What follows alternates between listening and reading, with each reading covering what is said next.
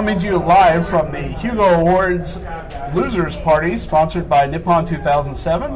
This is Paul Fischer, and I am bringing you Bob Silverberg. Hello. And before this gets any further, let me correct you. It is no longer called the Losers Party, because that used to disqualify the winners from attending. So now it's simply the Hugo Nominees Party. Ah, okay. Yeah. I stand corrected. You stand, and we are standing. And we are standing. Otherwise, I would say I said corrected. Well, there's a wheelchair right over there, but yeah, I don't want to go there either. No. So how was the awards party? I understand you had a little something to do with it. Well, we had fun, Connie and I. We have been working together at these awards for many years. One of us playing straight man to the other, straight person. And yes, we were a good team. She hits the ball back across the net. I like that, and so I'm always glad to work with her. People with sharp minds make for good counterparts on stage? Well, especially when we're used to each other, yes. Sometimes the sharp minds simply cut jugulars, and that's not so nice. Good point. Very good point. So, what projects have you been working on in the last year? I've been exploring the wonders of idleness, something that I didn't have a chance to learn much about in the first 50 years of my career. But I'm training myself not to work. And I get up each morning and say, what will I write today? I will write nothing today. This is a new experience for me and a very pleasant one. And when I'm through exploring idleness, I guess I'll go back to work. So when you're being idle, what are you doing to... Well, I have a huge and complex garden that requires endless manual labor. And it's the same size every year, but I'm a year older, so there's always more work to do than I can handle. I traveled a great deal. If the IRS has podcast accessibility, I want them to know that on each of my trips I do enormous amounts of research of the deductible kind for my next novel whenever I get around to writing it. I'll make sure they get a copy of the interview then. Oh, thank you. So, gardening is your new passion? Or? No, I've been doing it all my life, but now I can garden full time. I can go out and hack and dig and slash. I don't have to divert my energies to stuff like sitting in front of a computer screen and typing away. So you're enjoying that? I'm enjoying it, yes. I tell people, no, I'm not retired. I'm just not currently writing. And the nice thing about professional writing, I've been a professional writer all my life. I have never held a real-world job.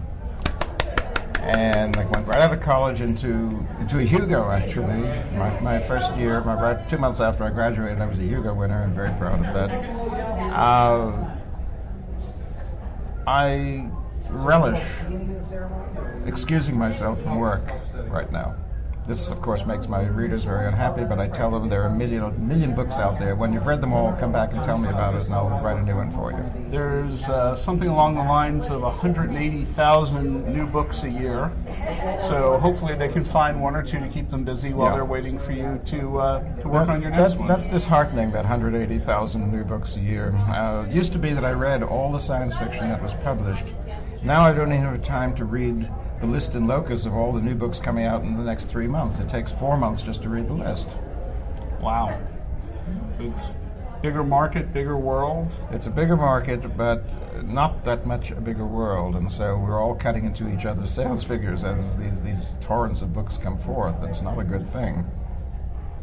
The science fiction readership has, of course, increased vastly since I got into it in the 1940s, but not vastly enough to support 1,000 or 1,500 new novels a year.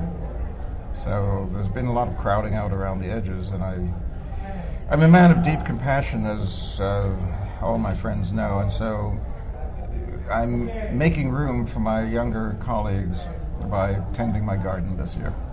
Well, I'm sure that they appreciate that, but I'm sure your fans would also like to hear what your plans are for your next book and when they might be seeing that. Well, as soon as I know, I'll tell them. All right. But at the moment, my plans are to go to Italy next month and see if inspiration will strike me there, and if inspiration won't, perhaps some pasta will. Try the balsamic vinegar. I don't know if you like balsamic vinegar. I like balsamic vinegar. What they get over there is way better than what we get over here. Well, I'm certainly willing to learn that's true. Here in California, especially up near San Francisco where I live, We get pretty good balsamic vinegar, but if it's only a patch on what they give you over there, My wife went into a butcher shop and bought a 20-year-old bottle, and it pours not quite like honey, but more like cough syrup or real maple syrup, really thick. And everything over here pours like water because it's cut with regular vinegar. I've never experienced the thick flow of syrup, and I look forward to that. The night I land, I'll be in Milan in 2 weeks. I'll get off the plane and say to the stewardess, "Do you know a good balsamic vinegar joint?" Yeah. I'm sure the stewardess will be able to take I that. hope so.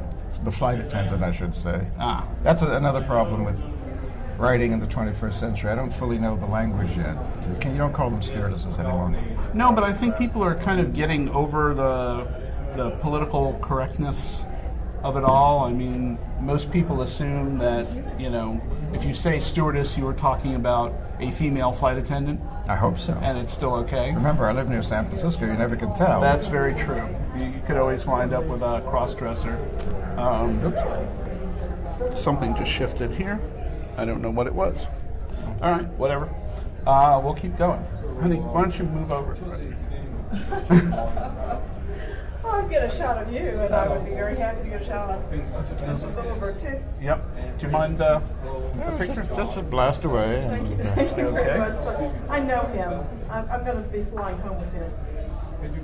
She's taking me home. Well, that's very, very kind of her. I imagine you need all the help you can get. Okay, if you're blind later, I'm sorry. Well, thank you very much, Bob, for stopping and talking with us. I hope you enjoy the Hugo nominees party. Well, you're a quick learner, I'm glad to see. I try. And yes, I hope to have some fun in there. And meanwhile, I've had the excitement of a podcast event, so... Yep. Okay. Well, I will let you know where and when you can find the interview. And until then, have a good evening. Thank you.